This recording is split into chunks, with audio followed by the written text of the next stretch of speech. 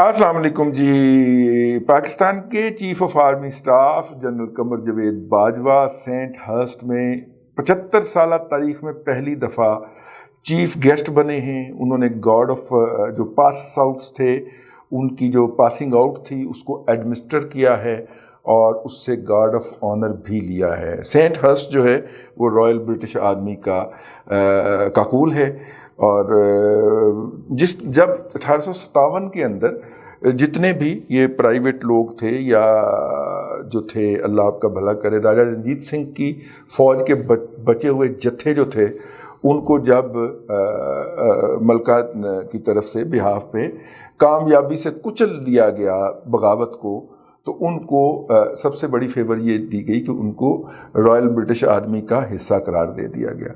लेकिन उनकी हैसियत वही थी जो इस वक्त पाकिस्तान के अगर सिस्टम की हम बात करें समझने के लिए, तो जो लेवीज़ की हैसियत है। लेवीज़ को रेगुलर फ़ौज हम नहीं मानते, उसमें काम करने वाले लोग जो हैं वो रेगुलर फोर्स से मेजर एंड अबव डेपुटेशन पे जाते हैं, ठीक है, और फिर अपनी डेपुटेशन पूरी करके वापस आ जाते हैं।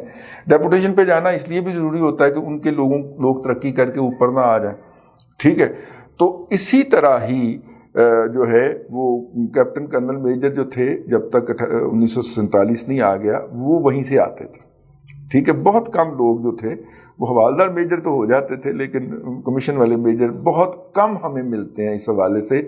ताआन के अलीगढ़ जैसी जो थे वो बुच्चड़ खाने वो वजूद में ले आया अंग्रेज़, और उससे वहाँ से जो पास आउट्स थे उनको फिर कमीशन मिले और कमीशन के नतीजे के अंदर फिर वो जो थे क्या में पाकिस्तान के वक्त कोई मेजर था, कोई कर्नल शायद ही था, लेकिन मेजर तक पहुँचे हुए थे लोग, ख़ास तौर पर सब कॉन्टिनेंट के मुसलमानों की अगर हम बात करें तो लेकिन होता ये है, रवायत ये है कि हमारे यहाँ जो पासिंग आउट होती है उसमें जो हमारे टॉप के 2 बेस्ट कैडेट और एक वो बेस्ट कैडेट ट्रॉफी होती है और स्वॉर्ड ऑफ ऑनर होती है। ये 2 ही बच्चे टॉप पे आते हैं ना हर बैच के अंदर। ज़ाहिर है इन्होंने जाना होता है टॉप पे, जर्नैल बनना ही होता है इनको, खुदा ना खास्ता कोई ऐसी वैसी बात ना हो जाए, तो इन्होंने जर्नैल तक तो मेजर जनरल तक तो ठक करके स्ट्रीम जाना होता है। तो फिर उनको जो है उनको फौरी तौर पे हम सेंट हर्स्ट रवाना कर देते हैं, वो वहाँ से पोस्ट ग्रेजुएशन करके आते हैं, ठीक है, और यूँ उनकी फिर प्रोफेशनल कैरियर का आगाज़ होता है। तो उस सेंट हर्स्ट को मतलब कि हेडक्वार्टर वड्डा, ठीक है, हाँ, हेडक्वार्टर में बुलाया जाना जो है वो बड़ा मानी खेज़ है और इनविटेशन पे गए हैं वो, और उन्होंने जाके, और ये ऑनर जो है जनरल कमर जावेद बाजवा साहब को 75 साल तारीख में पहले आर्मी चीफ हैं जिनको ये ऑनर मिला है।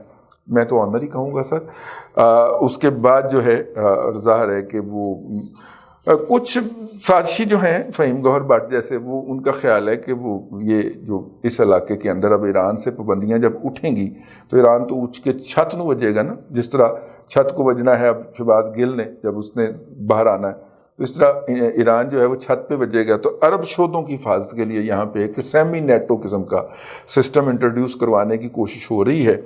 और ये जो है जिस तरह मुस्लिम उम्मा की फ़ौज के सरबराह बने थे राहील शरीफ साहब, इस तरह ये सेमी नेटो की फ़ौज की सरबराही के लिए उनको जो है वो तैयार किया जा रहा है। मैं इस बात से एग्री नहीं करता। अगर इस तरह का कुछ सिस्टम बनना है तो गोरे उसकी कमान अपने पास रखते हैं, वो इस तरह की कमान शेयर नहीं करते, हाँ, ठीक है। और अगर किसी चीज़ ने होना है तो फिर वही वाली फोर्स नहीं एक्टिवेट होना है उसके अंदर जो कि राहील शरीफ साहब की क़यादत के अंदर काम कर रही है, समझा करें। तो उसी में फिर मेरा मतलब है कि तौसीह हो जाएगी। मैं फ़हीम गौहर भट्ट साहब की इस साजिशी थ्योरी से एग्री नहीं करता, ठीक हो गया। चलो आगे चलते हैं। तो ये जनाब वहाँ पे वो पहुँचे हुए हैं, उनके साथ ही अफवाहें और ट्वीट्स, और इन्होंने जन्म ले लिया है। मारियाना बाबर साहिबा ने ट्वीट फरमाया है और उन्होंने सवाल उठाया है कि जनरल बाजवा और नवाज शरीफ साहब की मीटिंग हुई है, और ज़राए ने बताया है जनरल बाजवा का ये विज़िट है। उन्होंने कहा है कि DGISPR को या तो इसको डिनाई करना चाहिए और या फिर ये जो बात कहने वाले हैं ان کو کوئی ایویڈنس دینا چاہیے کہ یہ میٹنگ ہوئی ہے کہ نہیں ہوئی. ماریانا بابر صاحبہ بڑی سینئر جرنلسٹ ہیں اور وہ دیکھیں نا انہوں نے بات بھی کمیونیکیٹ کر دی اور دائیں سے ہو کے نکل بھی گئی, اللہ ابا حضور کی طرح دائیں سے ہو کے نکل گئی. تو لیکن یہ ہے کہ بات بھی انہوں نے کمیونیکیٹ کر دی. میرا خیال ہے کہ اگر یہ میٹنگ ہوئی ہے, پہلی تو میرا تو خیال ہے کہ اس طرح کی میٹنگ نہیں ہوئی اور اس طرح کی میٹنگ ایسے نہیں ہوتی. اچھا, پھر کچھ لوگوں کا خیال ہے کہ وہ جو اپنے خوبصورت بھی تو جرنیل ہیں نا ہمارے یہاں, ایک میں تو ان کو خوبصورت کہتا ہوں, اسمارٹ بوائے جو ہے وہ بھی کچھ افواہیں پھیلائی جا رہی ہیں کہ وہیں پہ ہیں. میرا نہیں خیال جو اس طرح کی کوئی کمیونیکیشن ہوتی ہے وہ اس طرح کی کسی فزیکل میٹنگ کی جو ہے وہ ہوتی ہے. جنرل باجوہ صاحب کی فیملی کے ممبران ہیں وہاں پہ انگلینڈ میں, برگمنگھم یا اس طرح کے علاقے کے اندر ہیں. پہلے بھی ایک آدھ دفعہ جب ان کے ہاں گئے ہیں تو یہی افواہیں اڑی تھیں کہ نواز شریف کے ساتھ میٹنگ ہوئی ہے. اب بھی جو ہے وہ نواز شریف کے اس طرح کی جو کمیونیکیشن ہوتی ہے اس کے کمیونیکیٹر جو ہوتے ہیں یا سورسز جو ہوتے ہیں وہ ڈومیسٹک نہیں ہوتے, وہ انٹرنیشنل ہوتے ہیں, کیونکہ ساتھ میں انہوں نے گارنٹیاں بھی دینی ہوتی ہیں اگر کوئی اس طرح کی کمیونیکیشن ہوئی ہے تو اس لیے وہ براہ راست میٹنگ جسے کہنا چاہیے ایک فارمیلٹی تو ہو سکتی ہے, اس کے علاوہ کچھ نہیں ہو سکتا. نمبر 2,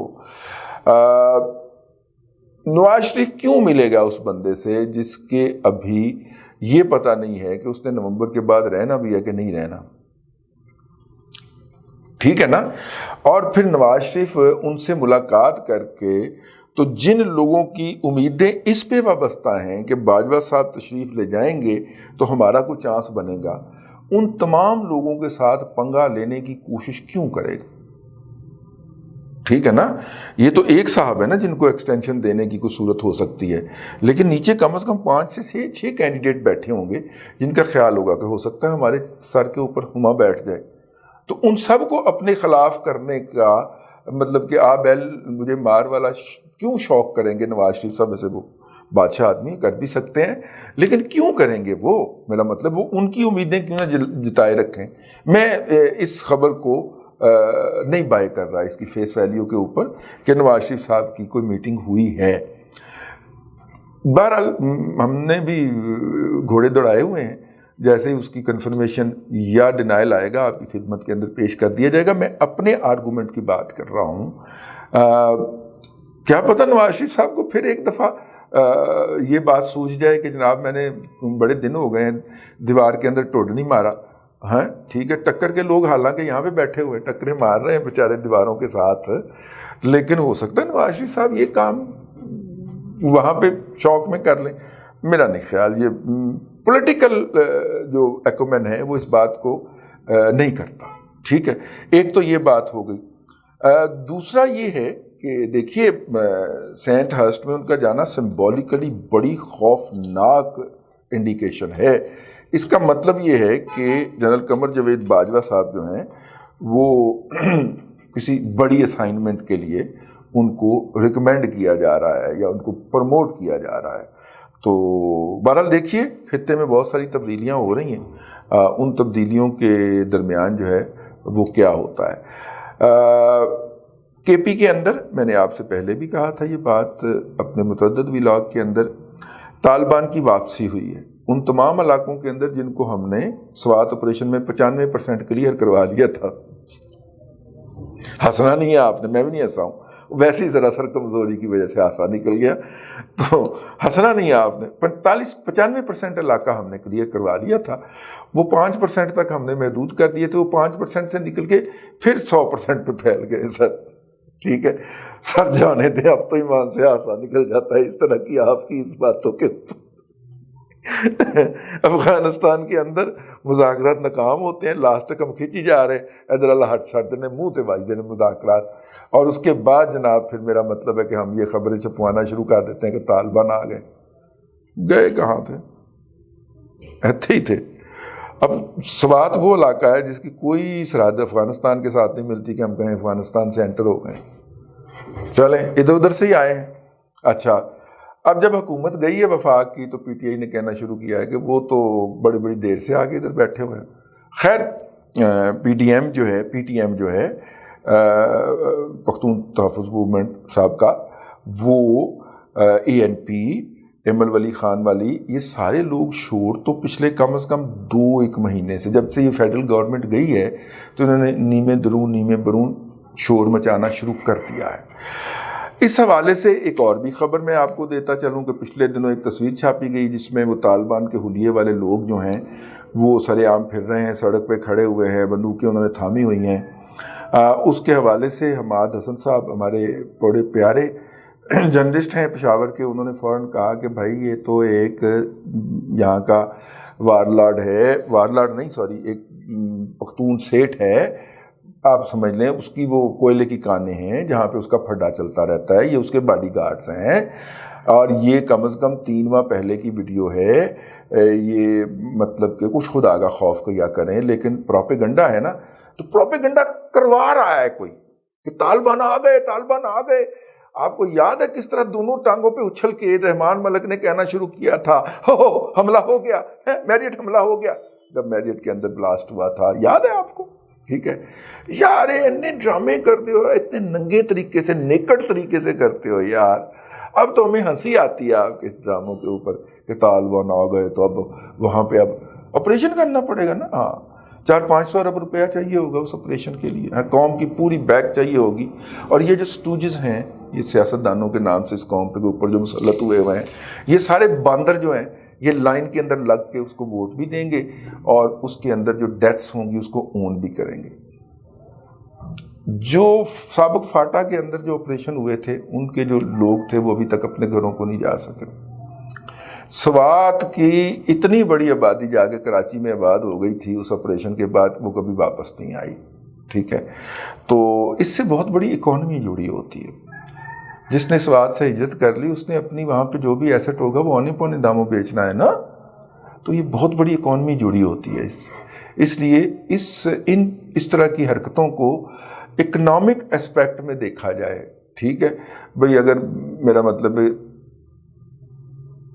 میں ڈی ایچ اے کا نام نہیں لینا چاہ رہا، لیکن چلیں اگر کسی ہاؤسنگ سوسائٹی کا نیا فیز نہیں آیا اور لوگوں کے پاس سے ہم فائلیں بلیک کرنے کے نام کے اوپر پیسے نہیں نکلوا سکے تو کوئی اور طریقہ ڈھونڈ لیتے ہیں۔ مجھے تو یہی لگتا ہے سر، مجھے اللہ تعالیٰ سے دعا کریں کہ اللہ تعالیٰ مجھے بدگمانی سے بچائے، لیکن جب یہ کہتے ہیں طالبان آ گئے تو آپریشن کرنا پڑے گا، میرا ایمان سے ہاتھ ہی نکل جاتا ہے کہ یار اتنے نیکڑ طریقے سے یہ کرتے ہو اور ہر 10 سال 15 سال کے بعد اٹھا کے آ جاتے ہو کرنے کے لیے، اور پھر کہتے ہو کہ لوگ اس پہ بلیو بھی کریں، کچھ خدا کا خوف کریں۔ یار کیا کرتے ہو آپ؟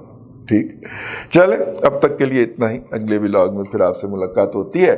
اللہ تبارک و تعالیٰ آپ کو آسانیاں عطا کرے اور آسانیاں خلق خدا میں تقسیم کرنے کی توفیق عطا کرے۔